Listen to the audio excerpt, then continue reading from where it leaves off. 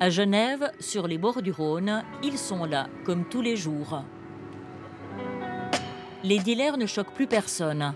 Et d'ailleurs, les consommateurs ne se cachent pas non plus. Beaucoup sont mineurs, l'âge le plus vulnérable auquel il ne faudrait pas consommer de cannabis. Quand j'ai acheté, il y a longtemps, j'achetais dans la rue. Il y avait les endroits où il y a beaucoup de gens qui vendent, à certains endroits. Et du coup, tu vas là-bas, puis tu as 10 francs, puis tu dis, bah vas-y, je vais acheter quelques joints, puis tu pars. C'est simple, à s'en procurer. Moi, je connais très peu de personnes dans mon groupe d'amis qui ne fument pas. Donc, ouais, pour moi, c'est normal maintenant. Ça me choque pas. Et vous? Moi, je dirais que c'est la même chose aussi. J'ai beaucoup d'amis qui consomment et presque pas n'en consomment pas ou peu. Si on consomme tous les jours, je sais pas, on peut mettre 300 francs là-dedans, je pense. Facile. Par si mois. On consomme tous les jours, ouais. Et c'est votre cas?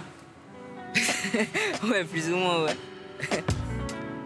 Comment mieux protéger les jeunes et lutter contre le marché noir? Il y a 10 jours, le Parlement a décidé d'agir. Bientôt, une loi va réglementer le marché du cannabis en Suisse.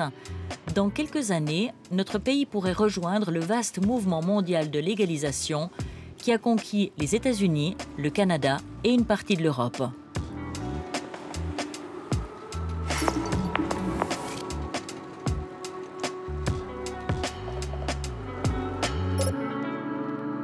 Au pays de la lenteur, c'est un coup d'accélérateur spectaculaire. À la surprise générale, 2 commissions parlementaires viennent d'accepter l'idée de légaliser le cannabis, l'une au Conseil national, l'autre au Conseil des États.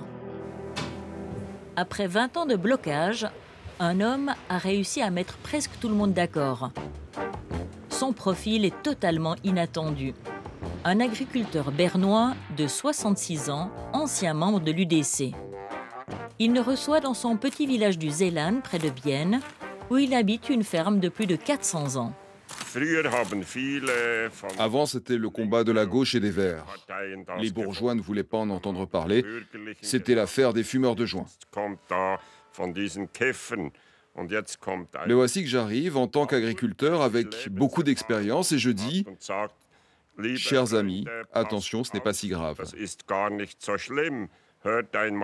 Écoutez-moi, le cannabis est une plante extraordinaire.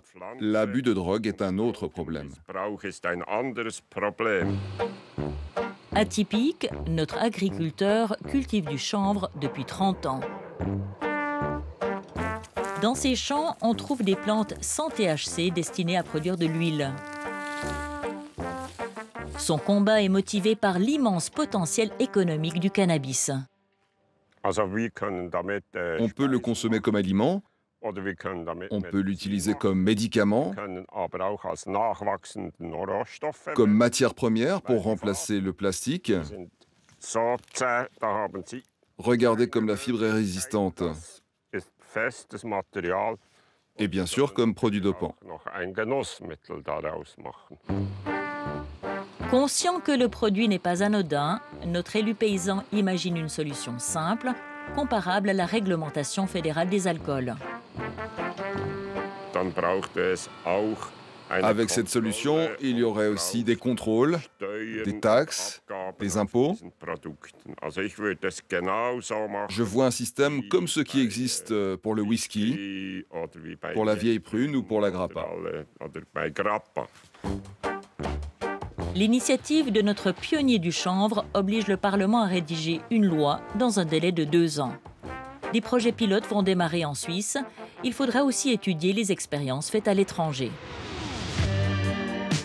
La Suisse pourrait notamment s'inspirer du Canada. Nous sommes à Montréal, 2 millions d'habitants, la plus grande ville du Québec. Ici, depuis 3 ans, des magasins officiels vendent du cannabis légal. Au centre-ville, de nouvelles succursales viennent d'ouvrir. Boris est un consommateur régulier. Même depuis que ça a ouvert, il y a souvent des fils parce que je pense qu'il y a trop de clients, pas assez de magasins. C'est beau? On passe sur le téléphone? Merci. Oui. Impossible de rentrer dans le magasin, nous avons donc demandé à Boris d'acheter un choix de produits, du moins cher au plus luxueux.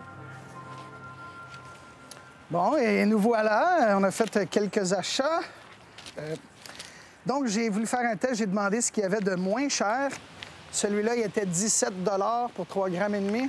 Celui-là était 43,50 pour un 3,5. Fait que c'est un petit peu plus que le marché noir. Mais bon, ça dépend des variétés qu'on prend, mais ça ressemble. D'habitude, un 14 grammes marché noir, une centaine de piastres. Fait que c'est quand même... ça équivaut dans les prix, mais on pourrait rouler 4 joints puis prendre une puff de chaque. Ça, on peut faire le test. Boris n'est pas n'importe quel testeur. Musicien, responsable d'un dispensaire médical, il est devenu une véritable personnalité politique au Québec à force de militer pour la légalisation. Oui, je trouve ça formidable, là. Je trouve ça extraordinaire. Ça m'émeut même. Écoute, c'est pas le modèle parfait. La qualité n'est pas tout à fait bonne. Ils ont beaucoup de choses à apprendre. Mais, comme on dit, in the big picture, c'est une bonne chose.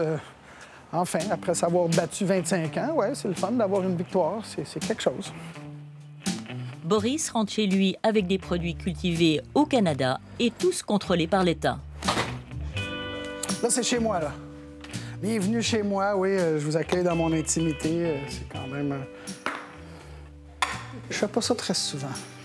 Parce que tu achètes pour 3 grammes de cannabis. Les produits s'achètent emballés, donc impossible de toucher ou de sentir la marchandise. L'âge légal est fixé à 21 ans et il y a une autre limite. Il n'est pas possible d'acheter plus de 30 grammes par visite. Ça sent pas grand-chose. Et voici le moment de la dégustation. Bel effet pour l'instant. Écoute, je vais attendre un 5-10 minutes voir, mais non, tout à fait agréable. Je recommanderais, je le referais. Une bonne expérience.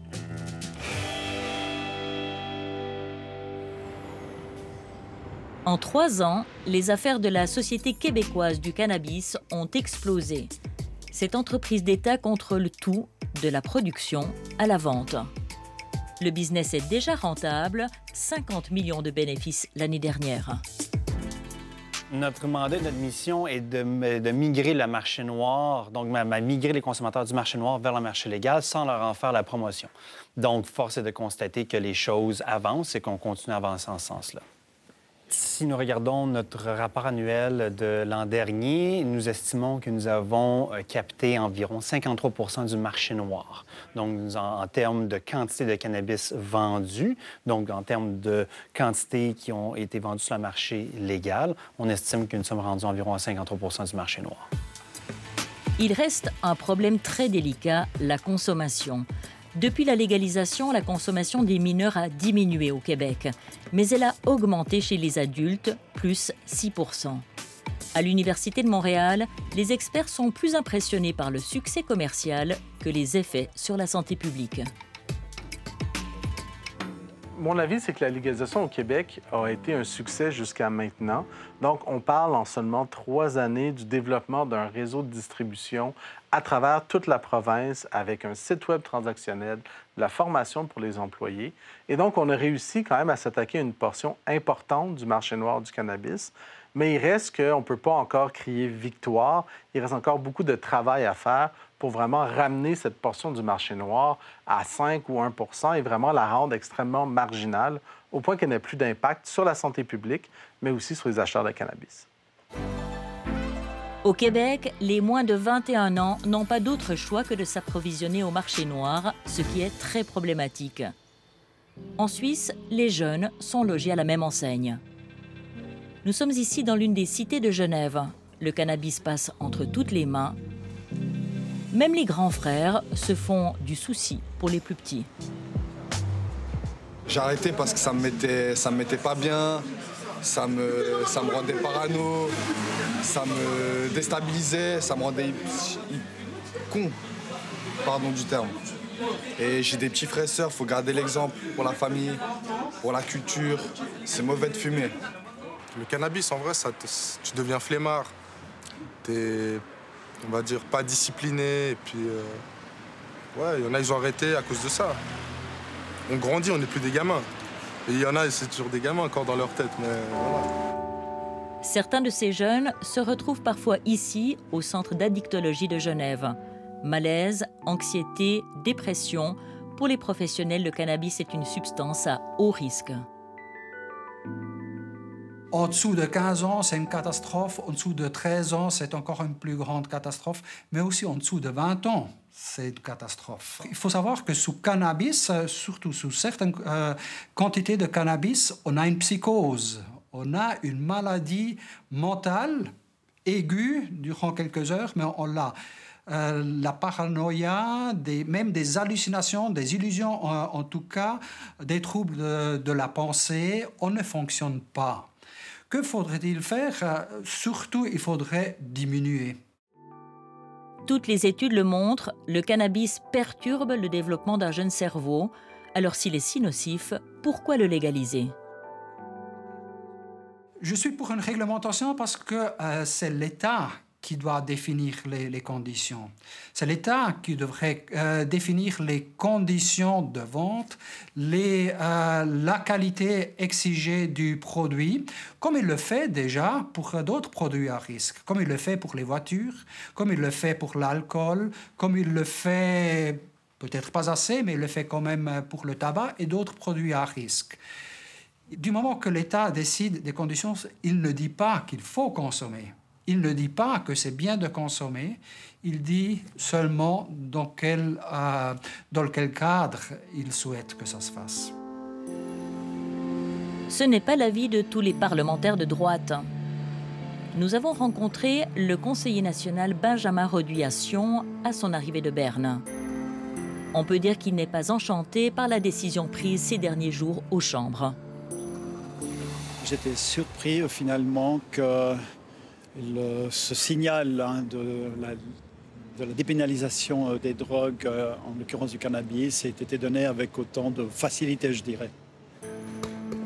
Notre parlementaire valaisan considère que le monde politique donne un mauvais signal aux jeunes. Il est inquiet en tant que membre de la commission de la santé. Parmi ses nombreux arguments, il met surtout en avant son expérience de père, de 4 enfants, d'enseignant et d'ancien recteur. Je prends volontiers un café.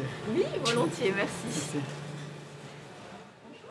Bien sûr, comme recteur, j'ai malheureusement dû faire face à plusieurs décrochages scolaires. C'est très simple, la consommation régulière de cannabis est incompatible avec la réussite des études gymnasiales.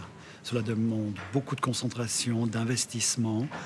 Et un des grands problèmes avec le cannabis, et c'est déjà Baudelaire qui le disait dans Les paradis artificiels, c'est qu'on manque de volonté.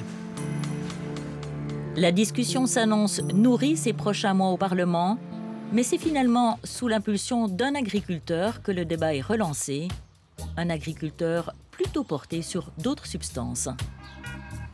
Je n'en fume pas. Je n'aime pas beaucoup ça.